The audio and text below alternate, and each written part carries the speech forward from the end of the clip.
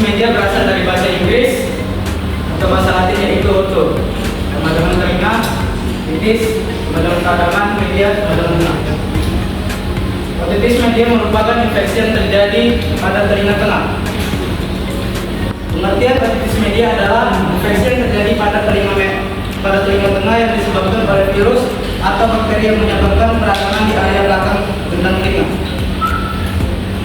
Penyebab dan gejala otitis media.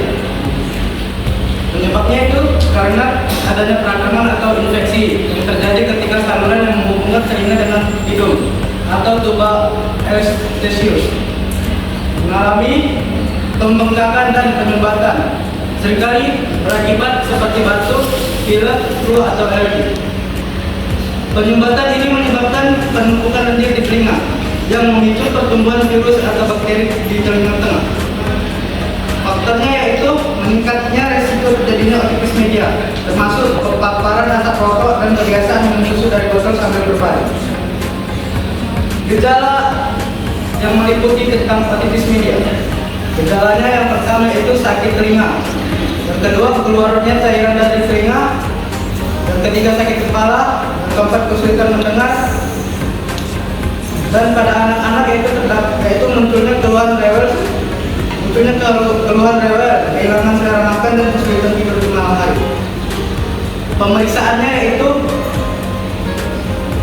Pemeriksaan penunjangnya itu dilakukan dengan menggunakan alat yang disebut otoskop yang dilengkapi dengan lampu dan kartu pembesar untuk melihat ke dalam yang telinga. Beberapa pemeriksaan penunjang yang dapat dilakukan meliputi 1. Timpanometri, yaitu mengukur gerakan gendang telinga terhadap perubahan tekanan udara. Yang kedua yaitu reflektometri akustik, mengukur seberapa banyak suara yang dipantulkan kembali oleh gendang telinga.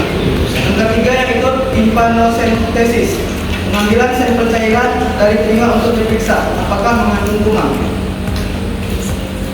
Pengobatan dan pencegahan otitis media.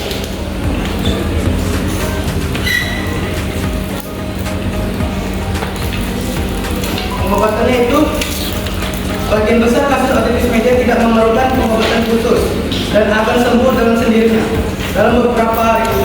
Namun dalam beberapa kasus dokter mungkin meresepkan obat-obatan untuk mengatasi gejala atau infeksi. Jika otitis media berlangsung lama, dokter dapat melakukan prosedur bedah untuk mengeluarkan cairan dari dalam telinga.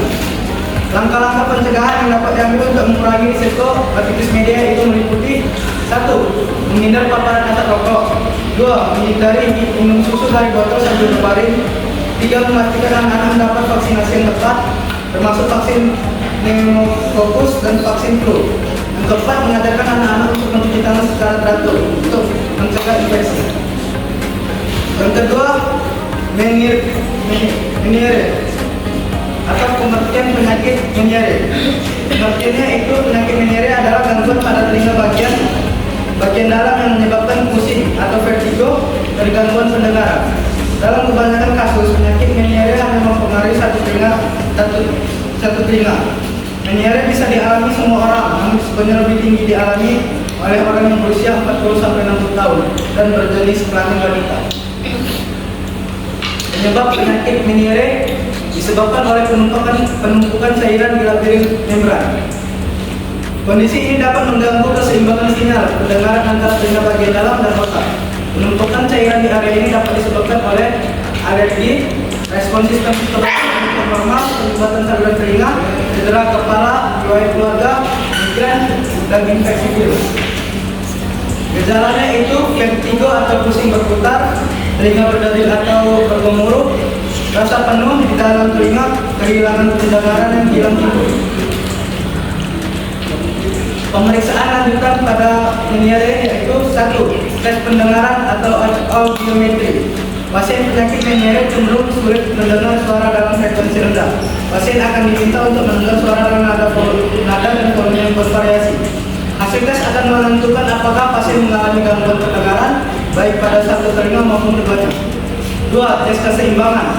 Salah satu fungsi dari telinga bagian dalam adalah mengatur keseimbangan tubuh. Oleh karena itu, pasien penyakit Meniere bisa mengalami gangguan keseimbangan tubuh.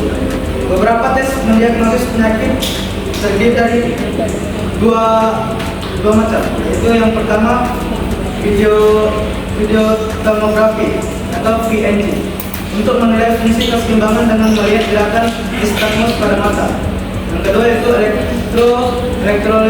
elektroliografi atau ECOG untuk menilai bagaimana telinga bagian dalam bereaksi terhadap suara dan melihat adakah penumpukan cairan di telinga bagian dalam tersebut. 3. Pemindaian. Meskipun jarang dilakukan, MRI atau CT scan pada kepala bisa digunakan untuk menunjukkan kemungkinan adanya penyakit lain, misalnya tumor otak atau multiple sclerosis yang gejalanya bisa mirip seperti gejala penyakit lain. Pengobatan dan pencegahan. Meskipun tidak dapat disembuhkan sepenuhnya, pengobatan dapat meringankan gejala, termasuk yaitu satu obat-obatan diuretik, betadine, dan obat anti mual. Terapinya yaitu rehabilitasi saraf, vestibular, dan alat bantu dengar. Pencegahannya, meskipun sulit untuk mencegah beberapa langkah yang dapat diambil, termasuk membatasi konsumsi garam, kafein, dan alkohol, serta menghindari merokok.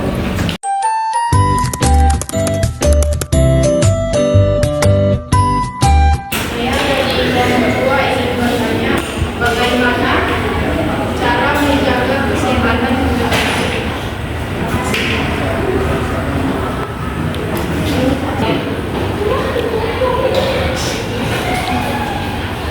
Saya dari kelompok 3 ingin bertanya, apa perbedaan antara pendengaran konduktif dan sensorial? Sekian, Kami dari kelompok 4 ingin bertanya, bagaimana teknologi alat bantu dengar dapat membantu individu dengan gangguan pendengaran? Baik, izin bertanya dari kelompok 5. Apa yang terjadi jika syaraf pendengaran atau bagian otak yang mengontrol pendengaran rusak?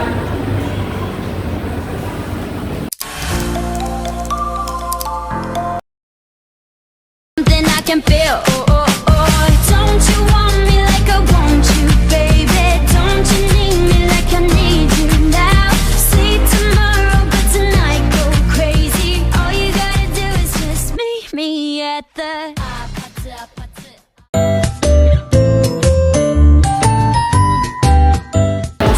Baik, izin menjawab untuk pertanyaan dari kelompok 2, bagaimana cara menjaga kesehatan pendengaran. Menurut kami, menjaga kesehatan pendengaran sangat penting untuk mencegah gangguan pendengaran seiring berjalannya waktu. 1. Menghindari paparan suara keras. Paparan suara keras dalam waktu lama seperti konser musik, bekerja di lingkungan bising, atau mendengar musik dengan volume tinggi melalui handphone dengan merusak sel-sel rambut di telinga bagian dalam berperan dalam pendengaran. 2. Gunakan handphone dengan bijak. Jika mendengarkan musik melalui handphone atau earphone, atur volume pada tingkat yang aman, umumnya di bawah 60% dari volume maksimal, dan batasi waktu pendengaran hingga maksimal 60 menit. Baik, kami akan menjawab pertanyaan dari apa perbedaan antara pendengaran konduktif dan sensorial. Perbedaan antara pendengaran tersebut adalah penyebab terjadinya ketiga gelombang suara tidak dapat mencapai telinga bagian dalam dengan baik karena masalah pada telinga luar atau tengah. Ini bisa disebabkan oleh infeksi telinga, menumpukan kotoran telinga, lubang atau gendang telinga. Pada penyebab kedua terjadinya akibat kerusakan pada telinga bagian dalam atau saraf pendengaran yang mengirimkan sinyal suara ke otak. Penyebab bisa meliputi penggunaan paparan suara keras, penyakit genetik, cedera kepala atau efek samping, dan obat tertentu. Baik, juga kami akan menjawab pada kelompok 4. Bagaimana teknologi alat bantu dapat membantu individu dengan gangguan pendengaran. Teknologi alat bantu dapat membantu individu dengan gangguan pendengaran dengan memperkuat suara dan meningkatkan kemampuan mereka dalam pendengaran dalam berbagai situasi. 1. Memperkuat suara untuk membantu dengan dirancangkan oleh memperkuat suara pada telinga. sehingga individu dengan gangguan pendengaran dapat mendengar sesuatu yang lebih jelas. Kedua adalah penyesuaian dengan gangguan pendengaran. Alat bantu dengar dapat disesuaikan dengan tingkat gangguan pendengaran masing-masing individu.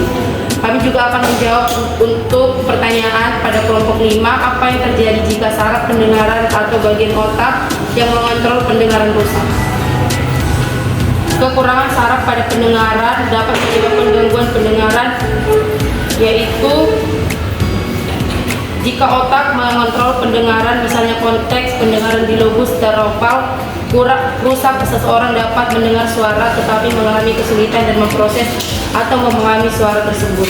Dua, kerusakan saraf pendengaran dapat menyebabkan tinnitus, yaitu refleksi suara seperti denging atau berdengung tanpa sumber suara eksternal. Orang yang mengalami kerusakan ini mungkin kesulitan berkomunikasi yang dapat mempengaruhi aspek sosial dan emosional kehidupan mereka. Baik, itulah pertanyaan dari kami. Apakah teman-teman yang bertanya tadi dapat memuaskan?